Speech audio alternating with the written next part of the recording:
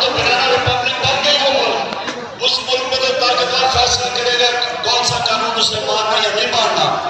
तो इसलिए आज हमारी रैली अपने सारे कमजोर तबके के लिए, मजदूरों के लिए, पाकिस्तानी अवाम के लिए, कानून की हुक्मरानी के लिए आज हम निकले हुए हैं। और मैं आज सबको फिर से आखिर में कहता हूँ कि आप तैयारी करें, पता चल जाएगा, दूध का दूध पानी का पानी हो जाएगा। सारी कौम को पता चल जाएगा कि क्या इस मुल्क में कानून की हुक्मरानी है या जंगल का कानून है। और मेरी कौम इंशाल्लाह, जो 27 साल पहले हमने इंसाफ की तहरीक शुरू की थी, हम इस मुल्क के आइन के साथ अपने चीफ जस्टिस के साथ खड़े होंगे।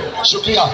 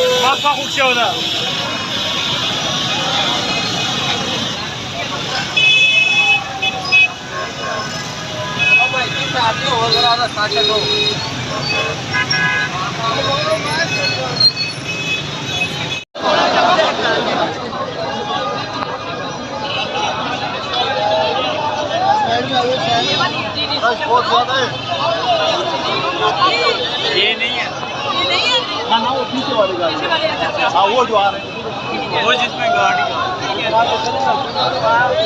ये